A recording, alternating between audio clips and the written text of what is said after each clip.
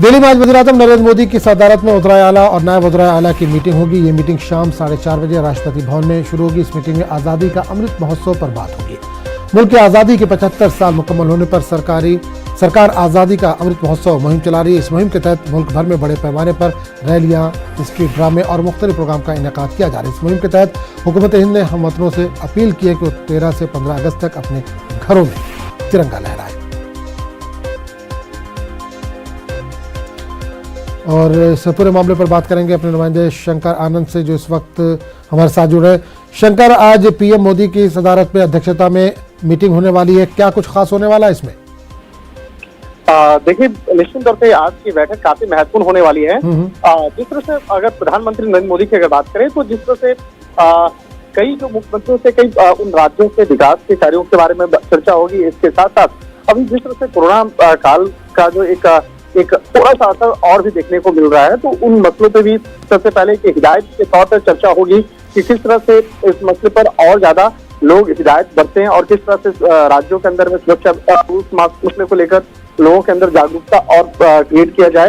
और जिस तरह से देखा जाए कि आजादी के 75 वर्ष पूरे होने का जश्न जो मनाया जा रहा है, तो राज्यों को चुस्त, लचीला और आत्मनिर्भर होने की जो सहकारी संघ की जो भावना है, उसके अंदर आत्मनिर्भर भारत बनाने की जो एक उस राह पर आगे बढ़ने की एक जरूरत है।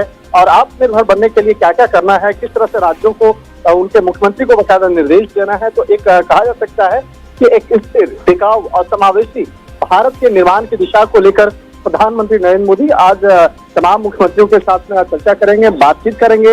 और ये इस मामले पर चर्चा होगी कि किस तरह से अपने देश को आत्मनिर्भर बनाने की काफी मजबूत बिल्कुल। एक चीज यहाँ पर ये जानना चाहेंगे कि जो बीजेपी शासित प्रदेश हैं, क्या उन्हीं के मुख्यमंत्रियों को बुलाया गया या सभी को बुलाया गया है? देखिए, इस मामले में अभी तो हालांकि इसमें तो कई मुख्यमंत्रियों को बुलाया गया है, लेकिन इसमें बीजेपी शासित जो मुख्यमंत्री हैं, राज्यों के मुख्यमंत्री हैं, वो ज्यादा से ज्यादा इसमें शिरकत करेंगे। और ये जो कार्यक्रम है, ये कार्यक्रम आज राष्ट्रपति भवन में होगा। राष्ट्रपति भवन स्थित जो सांस्कृतिक केंद्र है, वहां पर ये कार्यक्रम होगा। और इसके साथ साथ जो गवर्निंग काउंसिल है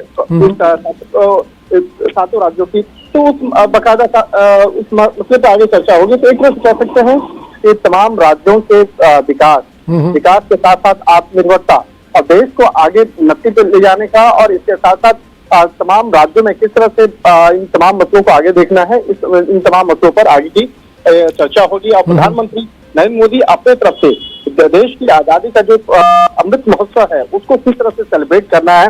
जिस तरह से देखा जाए कि तमाम राज्यों में हर घर तिरंगा यात्रा के तौर पर प्रारंभ किया जा चुका है, लेकिन ये तिरंगा यात्रा को और किस तरह से बढ़ाना है। कल जिस तरह से जम्मू कश्मीर की अगर बात करें, तो जम्मू कश्मीर में वहां पर काफी जो लोग हैं, चाहे लाल चौक की बात करें या तमाम अलग अलग जगहों की बात करें, तो जिस तरह से लोग वहां पर निकल रहे हैं, जिस तरह से सेना और अर्धसैनिक बलों के जवान वहां पर निकल रहे हैं, तो ये जो एक प्रक्रिया है, इस प्रक्रिया को और आगे किस तरह से आगे बढ़ाना है, इसका भी एक उन मसलों पर भी चर्चा होगी। तो 75 वर्ष का जो जश्न है आजादी का, ये मसला काफी महत्वपूर्ण होने वाला है। और बिल्कुल शंकर, आपने तिरंगे का यहाँ पर जिक्र किया। सरकार लगातार आवाम से अपील कर रही है कि तिरंगे का ज्यादा से ज्यादा इस्तेमाल करें अपने घरों पर। यहाँ तक पीएम ने यह भी कहा कि अपने डीपी पे लगाए। साथ में यह भी कहा गया 13 से 15 अगस्त तक अपने घरों में तिरंगा लहराया जाए।